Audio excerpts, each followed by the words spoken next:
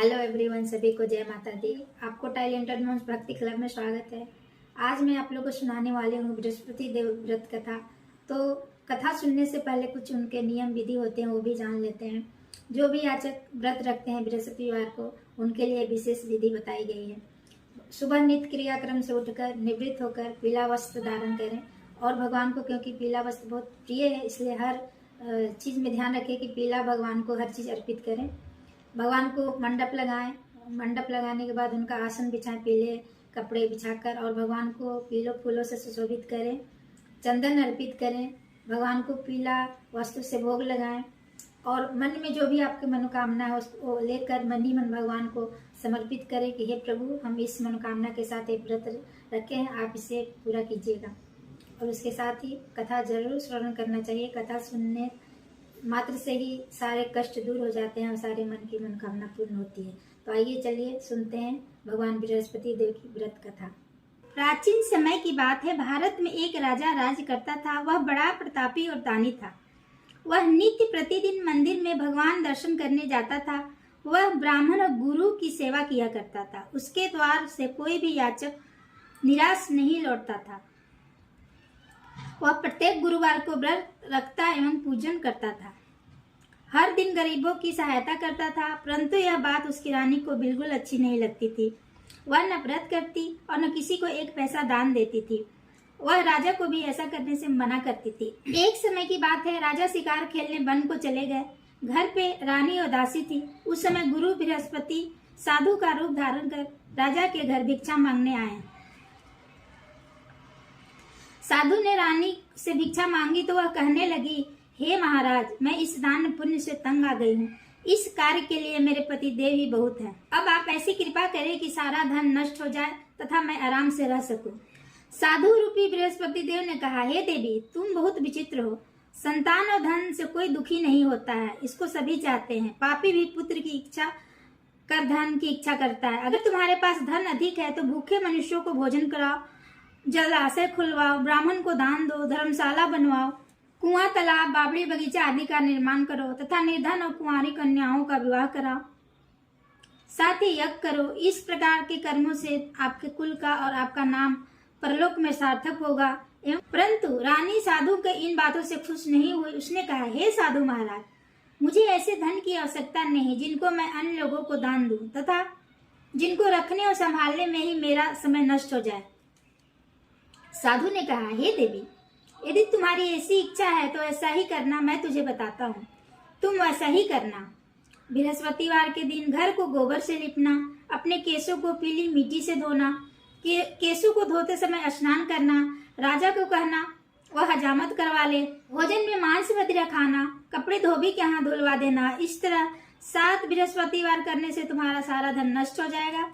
यह कहकर साधु महाराज रूपी जो बृहस्पति देव भगवान थे, विष्णु भगवान, वो अंतर ध्यान हो गए। रानी ने साधु को कहने के अनुसार 7 बृहस्पति तक वैसा ही करने का विचार किया। साधु के बताए अनुसार कार्य करते हुए 3 बृहस्पति बीते थे कि उसकी समस्त धन नष्ट हो गई। भोजन के लिए दोनों समय परिवार तरसने लगा तथा सांसारिक भोगों को दुखी रहने लगा। तब वह राजा रानी से कहने लगा कि हे रानी, तुम यहाँ पे रहो, मैं दूसरे देश को जाता हूँ, क्योंकि यहाँ पर मुझे सभी मनुष्य जानते हैं, इसलिए मैं यहाँ कोई कार्य नहीं कर सकता। मैं अब प्रदेश जा रहा हूँ, वहाँ कोई काम धंधा करूंगा, शायद हमारे भाग्य बदल जाए। ऐसा कहकर राजा प्रदेश चला गया और वहाँ जंगल से लकड़ी काट कर लाता और शहर में बेचता। इस तरह जीवन व्यतीत करने लगा। इधर राजा के बिना रानी और दासी दुखी रहने लगी। किसी दिन भोजन मिलता और किसी दिन जल पीकर ही रह जाती। एक समय ऐसा भी आ गया कि रानी और दासी को बिना भोजन को 7 दिन तक रहना पड़ा। तब रानी ने अपनी दासी से कहा, हे दासी, यहाँ पास के नगर में मेरी बहन रहती है, वो बहुत धनवान है, तू उसके पास जा और वहां से कुछ 5 शेर बेझर मांग के लेकर आ जा, जिससे कुछ समय के लिए गुजर हो जाएगा। दासी रानी की बहन के पास गई। रानी की बहन उस समय पूजा कर रही थी। बृहस्पतिवार का दिन था। दासी ने रानी की बहन से कहा, हे रानी, मुझे आपकी बहन ने भेजा है, मुझे 5 शेर बेझे दे दो। रानी ने यह बात अनेक बार कही, परंतु रानी की बहन ने कोई उत्तर ही नहीं दिया, क्योंकि उस समय बृहस्पतिवार की कथा सुन रही थी। जब दासी को रानी की बहन का कोई उत्तर नहीं मिला तो वह बहुत दुखी हुई। उसे क्रोध भी आ गया। वह लौटकर रानी से बोली, हे रानी, आपकी बहन बहुत ही धनी स्त्री है और छोटे लोगों से बात नहीं करती।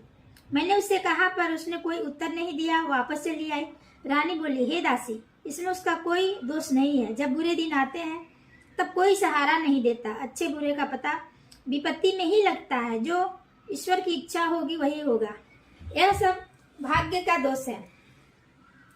उधर रानी की बहन ने सोचा कि मेरी बहन की दासी आई थी, परंतु मैंने उससे कुछ बोला नहीं, इससे वो बहुत दुखी हुई होगी। अंत कथा को समाप्त कर भगवान विष्णु को पूजा समाप्त होने के बाद वह अपने बहन के घर आ गई और कहने लगी, हे बहन, मैं बृहस्पतिवार का व्रत कर रही थी, तुम्हारी दासी हमारे घर गई, परंतु जब तक कथा होती है न उठते हैं न बोलते हैं, इसलिए मैं नहीं बोली। रानी की बहन बोली, बहन, हमारे घर अनाज नहीं था, वैसे तुमसे कोई बात तो छिपी है नहीं, इस कारण मैंने दासी को तुम्हारे घर 5 सेर बेजर लेने के लिए भेजा था। रानी की बहन बोली, देखो बहन, बृहस्पति भगवान सबकी मनोकामना पूर्ण करते हैं। देखो शायद तुम्हारे घर में अनाज रखा हो। यह सुनकर दासी घर के अंदर गई। वहां उसे एक घड़ा बेजर का भरा मिला। उसे वह बड़ी हैरानी हुई क्योंकि उसने एक एक बर्तन देख लिया था। उसने बाहर आकर रानी को बताया। दासी अपनी रानी से कहने लगी, हे रानी, देखो, वैसे हमको अन्न नहीं मिलता था, पर हम अब रोज व्रत करते हैं। अगर इससे व्रत की विधि और कथा पूछ ली जाए तो उसे हम भी किया करें। दासी के कहने पर रानी ने अपनी बहन को बृहस्पतिवार व्रत के बारे में पूछा। उसकी बहन ने बताया, हे रानी, बृहस्पतिवार को सूर्योदय से उठकर स्नान करके बृहस्पतिवार का व्रत करना, लेकिन उस दिन सिर नहीं धोना। बृहस्पतिवार के व्रत में चने की दाल और मुनक्का से विष्णु भगवान का केले से के वृक्ष की जड़ का पूजन करे तथा दीपक जलाए। उस दिन एक ही समय भोजन करे। भोजन पीले खाद्य पदार्थ का करे तथा कथा सुने। इस प्रकार करने से गुरु भगवान प्रसन्न होते हैं, अन्न पुत्र धन देते हैं, मनोकामना पूर्ण करते हैं। व्रत और पूजा की विधि बताकर रानी की बहन अपने घर लौट आई। रानी और दासी दोनों ने निश्चय किया कि बृहस्पति देव भगवान का पूजन जरूर करेंगे। 7 दिन बाद जब बृहस्पतिवार आया तो उन्होंने व्रत रखा। गौशाला से जाकर चना और गुड़ बीन कर लेकर आ गई तथा उसकी दाल से केले की जड़ का तथा विष्णु भगवान का पूजन किया। पीला भोजन कहाँ से आए? दोनों बहुत दुखी थी, परंतु उन्होंने व्रत किया था, इस कारण भगवान बृहस्पति देव बहुत प्रसन्न थे। साधारण व्यक्ति के रूप में वे 2 थालों में सुंदर पीला भोजन लेकर आए और दासी को देकर बोले, हे दासी, ये भोजन तुम्हारे और रानी के लिए है, तुम दोनों करना। दासी भोजन पाकर बहुत प्रसन्न हुई और रानी से बोली, रानी जी, भोजन कर लो। रानी को भोजन के बारे में कुछ पता नहीं था, इसलिए वह दासी से बोली, जा तू ही भोजन कर, क्योंकि तुम हमारी व्यर्थ में हंसी उड़ा रही है। दासी बोली, एक व्यक्ति भोजन दे गया है। रानी कहने लगी, वह भोजन तेरे लिए ही दे गया होगा, तू ही भोजन कर। दासी ने कहा, वह व्यक्ति हम दोनों के लिए भोजन थालों में दे गया है, इसलिए मैं और आप दोनों साथ साथ भोजन करेंगे। दोनों ने गुरु भगवान को नमस्कार कर भोजन आरंभ किया। उसके बाद वे प्रत्येक बृहस्पतिवार को गुरु भगवान का व्रत पूजन करने लगी। बृहस्पति भगवान की कृपा से उनके पास धन हो गया, परंतु रानी फिर पहले की तरह आलस्य करने लगी। तब दासी बोली, देखो रानी, तुम पहले भी इस प्रकार आलस्य करती थी, तुम्हें धन में रखने में कष्ट होता था, इस कारण सभी धन नष्ट हो गया था। अब गुरु भगवान की कृपा से धन मिला है, तो बड़ी मुसीबतों के बाद हमने यह धन पाया है, इसलिए हमें दान पुण्य करना चाहिए। भूखे मनुष्यों को भोजन कराओ, कुआं, तालाब, बावड़ी आदि का निर्माण कराओ, मंदिर पाठशाला बनवा कर दान दो, कुंवारी कन्याओं का विवाह कराओ, धन को शुभ कार्यों में खर्च करो, जिससे तुम्हारे कुल का यश बढ़े। तो दासी की बात मानकर रानी ने इसी प्रकार का कर्म करने लगी, जिससे उसकी काफी यश फैलने लगा। एक दिन रानी और दासी आपस में विचार करने लगी कि न जाने राजा किस दशा में होंगे, उनकी कोई खोज खबर नहीं है। गुरु भगवान ने उनसे प्रार्थना की और भगवान से रात्रि को स्वप्न में कहा, हे राजा, उठ, तेरी रानी तुझको याद करती है, अब अपने देश लौट जा। राजा प्रात उठा, जंगल से लकड़ियां काट कर लाने के लिए जंगल को चल पड़ा। जंगल से गुजरते हुए सोचने लगा कि रानी की गलती से उसे कितने दुख भोगने पड़े, राजपाट छोड़कर उसे जंगल में आकर रहना पड़ा, जंगल से लकड़ियां काटकर उसे बेचकर गुजारा करना पड़ा। उसी समय जंगल में बृहस्पति देव एक साधु का रूप धारण कर आए और राजा के पास आकर बोले, हे लकड़हारे, तुम इस सुनसान जंगल में किस चिंता में बैठे हो, मुझे बताओ। यह सुनकर राजा के नेत्रों में जल भर आया और साधु को वंदना कर बोला, हे प्रभु, आप सब कुछ जानने वाले हैं। इतना कहकर राजा ने साधु को अपनी संपूर्ण कहानी बता दी। महात्मा दयालु होते हैं। वे राजा से बोले, हे राजा, तुम्हारी पत्नी ने बृहस्पति देव की अपराध किया था, जिसके कारण तुम्हारी यह दशा हुई। अब तुम किसी प्रकार की चिंता मत करो, भगवान तुम्हें पहले से अधिक धन देंगे। देखो, तुम्हारी पत्नी ने बृहस्पतिवार का व्रत आरंभ कर दिया है, तुम भी बृहस्पतिवार का व्रत करके चने की दाल, गुड़ जल में लोटे में डाल के पूजा करो। फिर कथा कहो या सुनो, भगवान तुम्हारे सभी मनोकामना पूर्ण करे। साधु को प्रसन्न देखकर राजा बोला, हे प्रभु, मुझे लकड़ी बेचकर इतना पैसा नहीं मिलता जिसे भोजन करने के उपरांत कुछ बचा सकूं। मैंने रात्रि में अपनी रानी को व्याकुल देखा है, मेरे पास कोई साधन नहीं है जिससे समाचार जान सकूं। फिर मैं बृहस्पतिवार की कथा कहानी कहूँ, मुझको कुछ मालूम भी नहीं है। साधु ने कहा, हे राजा, तुम किसी बात की चिंता मत करो। बृहस्पतिवार के दिन तुम रोजाना की तरह लकड़ियां लेकर शहर को जाओ, तुझे रोज से दुगना धन प्राप्त होगा, जिससे तुम भली भांति भोजन कर लोगे। बृहस्पति देव की कथा इस प्रकार है। ब्राह्मण देवता यानी कि बृहस्पति देव सुनाने लगे उस राजा को। प्राचीन काल में एक बहुत ही निर्धन ब्राह्मण था, उसके कोई संतान नहीं थी। वो नित्य पूजा पाठ करता, परंतु उसकी स्त्री बहुत मलिनता के साथ रहती थी। ना वह स्नान करती, न किसी देवता को पूजन करती थी। प्रातः काल उठते ही सर्वप्रथम भोजन करती, बाद में अन्य काम करती थी। ब्राह्मण देवता बहुत दुखी रहते थे, पत्नी को समझाते, किंतु उसका कोई परिणाम नहीं निकला। भगवान की कृपा से ब्राह्मण की स्त्री की कन्या उत्पन्न हुई। वह कन्या अपने पिता के घर बड़ी होने लगी। वह बालिका प्रातः स्नान करके विष्णु का जाप करती, बचपन से ही बृहस्पतिवार का व्रत भी करने लगी। पूजा पाठ समाप्त कर स्कूल जाती थी। अपनी मुट्ठी में जौ भर के ले जाती और पाठशाला जाने से पहले मार्ग में डालते जाती थी। वही जौ स्वर्ण को हो जाते। लौटते समय उसको बीनकर घर ले आती। एक दिन वह बालिका सूप में उन सोनों को जौ को पटक कर साफ कर रही थी। तभी उसकी माँ ने देख लिया और कहा, हे बेटी, सोने को जौ को फटकने के लिए सोने का सूप चाहिए। दूसरे दिन गुरुवार था। वह कन्या ने व्रत रखा, बृहस्पति देव से प्रार्थना करके कहा, हे प्रभु, यदि मैंने सच्चे मन से आपकी पूजा की है तो मुझे सोने का सूप दे दो। बृहस्पति देव ने उसकी प्रार्थना स्वीकार कर ली। रोजाना की तरह कन्या जौ फैलाती स्कूल चली गई। स्कूल से लौटकर जब वह जौ बीन रही थी, तभी बृहस्पति देव की कृपा से उसे सोने का सूप मिला। उसे वह घर लेकर आ गई और उसे जौ को साफ करने लगी, परंतु उसकी माँ का वही ढंग रह गया। एक दिन की बात है, वह कन्या सोने के सूप से जौ साफ कर रही थी। उसी समय नगर का राजकुमार वहां से होकर निकला। इस कन्या को रूप और सोने के सूप को देखकर मोहित हो गया। राजमहल आकर वो भोजन तथा जल त्याग कर उदास पर लेट गया। राजा को जब राजकुमार द्वारा अन्न जल त्यागने का समाचार हुआ तो अपने मंत्रियों के साथ वो अपने पुत्र के पास गए और बोले, हे बेटा, तुम्हें किस बात का कष्ट है? किसने अपमान किया तेरा? था कोई कारण है तो मुझे बताओ, मैं वही करूंगा जिससे तुम्हें प्रसन्नता हो। राजकुमार ने अपने पिता को बातें सुनी तो बोला, मुझे आपकी कृपा से किसी बात का दुख नहीं है। मुझे किसी ने अपमान नहीं किया। मैं उस लड़की के साथ विवाह करना चाहता हूँ जो सोने के सूप से जौ साफ कर रही थी। यह सुन राजा आश्चर्य में पड़ गया और बोला, हे बेटा, इस तरह की कन्या का पता तुम ही लगाओ, मैं तेरा विवाह अवश्य करा दूंगा। राजकुमार ने राजा को उस लड़की का घर बतलाया। मंत्री उस लड़की के घर गया और राजा का आदेश ब्राह्मण को सुनाया। कुछ ही दिन बाद ब्राह्मण की कन्या के विवाह उस राजकुमार के साथ संपन्न हो गया। कन्या के घर से जाते ही ब्राह्मण देवता के घर में पहले की भांति गरीबी का निवास हो गया। अब भोजन के लिए भी बड़ी मुश्किल से मिलता था। एक दिन दुखी होकर ब्राह्मण अपनी पुत्री से मिलने गया। बेटी ने पिता की दुखी अवस्था को देखा और अपनी माँ का समाचार पूछा। ब्राह्मण ने सभी हाल कहा। कन्या ने बहुत सा धन देकर अपने पिता को विदा कर दिया।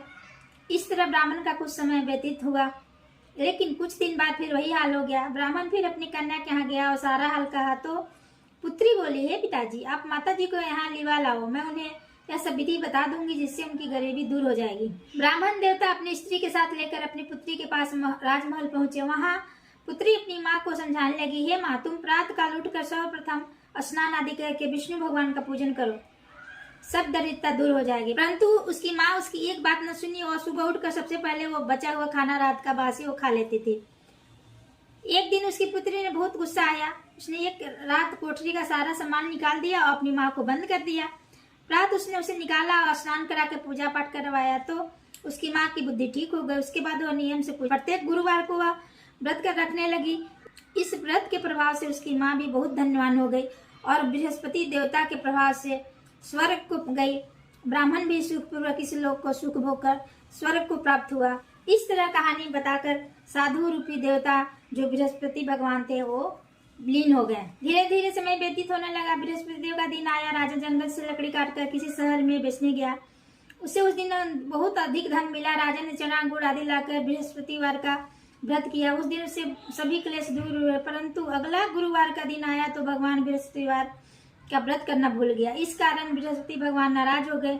उस दिन उस नगर के राजा ने विशाल यज्ञ का आयोजन किया तथा अपने समस्त राज्य में घोषणा करा दी कि कोई भी मनुष्य अपने घर में भोजन न बनाए तथा आग भी न जलाए। समस्त लोग मेरे यहाँ भोजन करने आए। इस आज्ञा को जो न मानेगा उसकी फांसी की सजा दी जाएगी।